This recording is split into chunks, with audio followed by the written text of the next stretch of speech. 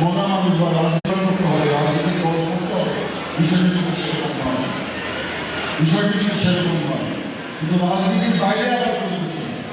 আমার শিক্ষা, আমার আমার প্রযুক্তি, আমার এই যে যাই বলি না কেন, সব কিছুই কিন্তু রাজনীতি আছে। এই রাজনীতিকে আমরা খারাপ কাজে ব্যয় করেছি অতীতে, সেটার জন্য আমরাও দায়ী আর অনেকেই দায়ী। সেই রাজনীতিকে সেখান থেকে বের করে নিয়ে এসে জনগণের রাজনীতিতে পরিণত করতে হবে, তাহলেই আমরা কিন্তু রাজনীতিতে সফল হতে পারি। আমি জানি আজকে যে প্রজন্ম, যাদেরকে জেএনজি বলা হয়, সেই প্রজন্ম সাথে আমাদের অনেক গ্যাপ রয়েছে।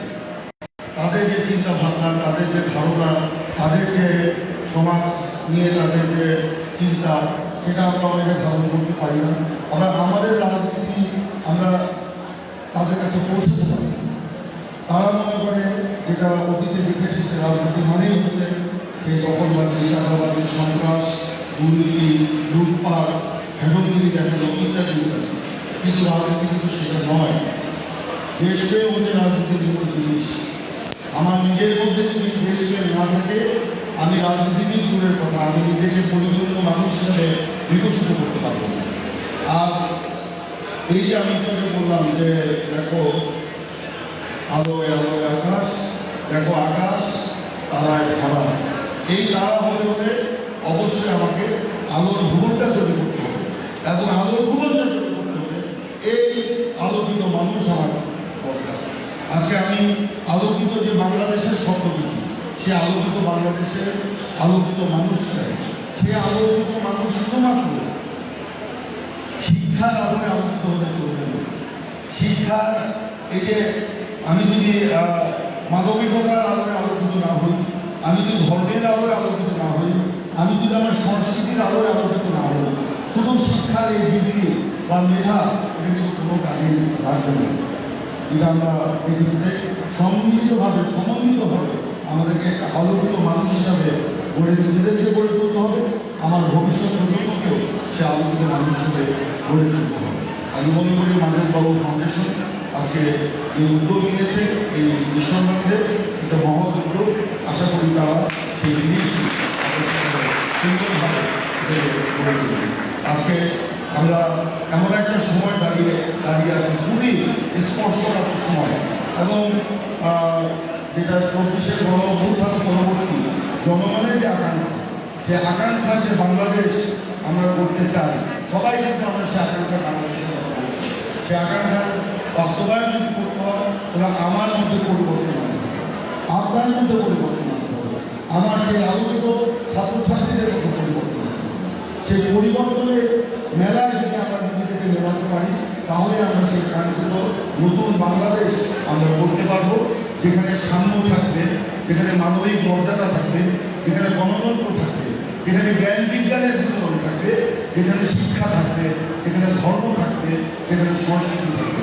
এগুলোকে যদি আমরা একটি মালায় গাঁথতে পারি, তাহলে কিন্তু আমরা এই সেই 24-এর গণ অভ্যুত্থানকে ধারণ করে যে আমরা নতুন বাংলাদেশকে দেখতে চাই, সে বাংলাদেশকে আমরা করতে পারবো। আমি বক্তব্য দীর্ঘায়িত করবো না, প্রায় 2:30টার উপরে বাজে, অনেকে ক্ষুধার্ত।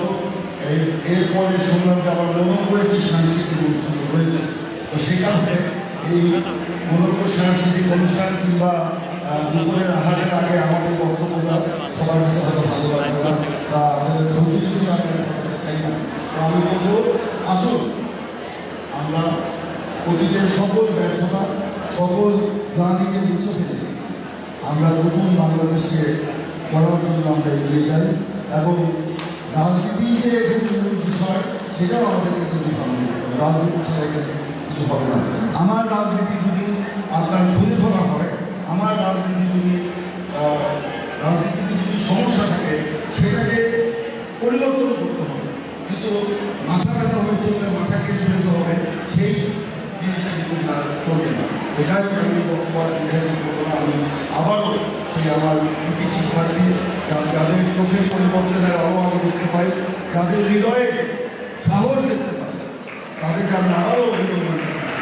এবার যারা এসএসসি পরীক্ষা দিয়েছো, তোমরা যারা GPA 5A তোমরা যারা এবার পাস করেছো, আমি মনে করি প্রকৃত অর্থেই লেখাপড়া করে তোমরা জিপিএ 5 পেয়েছো। প্রকৃত অর্থেই লেখাপড়া করে তোমরা জিপিএ 5 পেয়েছো। কারণ এবারে পরীক্ষার রেজাল্টে কত হারে পাস করিয়ে দেওয়ার কোনো সিদ্ধান্ত নির্দেশনা ছিল না। এবারে রেজাল্টে মানে রাজনৈতিক কারণে জিপিএ 5 বাড়ানোর কোনো সিদ্ধান্ত ছিল না।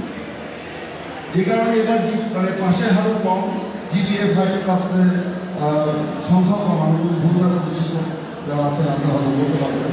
সেই কারণে আমি বলি তোমরা প্রকৃত অর্থে লেখাপড়া করে তোমরা পরীক্ষা দিয়েছো এবং শুধু তোমাদের ঈশ্বরগঞ্জে নয়, আমি আমার হালুয়াঘাটে দেখেছি, আমার ভোবাবাতে দেখেছি, বা টোটাল বাংলাদেশেও দেখেছি, সেখানে পাশের হার তুলনামূলকভাবে কম। এটা আমাদের কী শিক্ষা দেয়? বিগত দিনে শিক্ষা ব্যবস্থার যে নানান রকম এক্সপেরিমেন্ট করা হয়েছে, শিক্ষাকে আমি মানে ছাত্রছাত্রীদেরকে ক্লাসরুম থেকে বাইরে নিয়ে আসা হয়েছিল। এবং আমি মনে করি যে এটা অত্যন্ত একটা বিষয় আমাদের চিন্তা করতে হবে যে দিবস বা অনুষ্ঠান নির্ভর যে শিক্ষা বা অনুষ্ঠান নির্ভর যে কার্যক্রমের প্রতিদিনই একটা দিবস, সেই দিবসে কী করতে হবে? ছাত্রছাত্রীদের দিয়ে র্যালি করতে হবে। শিক্ষকদের নির্দেশ দেওয়া হয় আপনার স্কুল থেকে ছাত্রছাত্রী নিয়ে আসে অমুক দিবসে র্যালি করতে হবে। কেন বাবা? শিক্ষার্থীদের নিয়ে গেল, শিক্ষাকে ক্লাসেই রাখতে হবে, শিক্ষার্থীকে ক্লাসেই রাখতে হবে, তাহলে সে কীভাবে করবে? সেই জন্যই আজকে আমাদেরকে ওই চিন্তাটা আনতে হবে যে আমরা শিক্ষাকে যেন আমরা ক্লাসের মধ্যে নিয়ে যাই এবং আমার ভবিষ্যৎ যারা প্রজন্ম আছে তাদেরকে যেন শিক্ষার আলোয় আলোকিত করি এবং একই সাথে মানবিকতা, একই সাথে আমার রাজনীতি, রাষ্ট্র, আমার ধর্ম, আমার সংস্কৃতি, এই আলো যদি তাদের হৃদয়ে আমরা পৌঁছে দিতে পারি, সেটাও আমাদের চেষ্টা করতে হবে। সকলকে ধন্যবাদ। আজকে আমাদেরকে আমন্ত্রণ জানানোর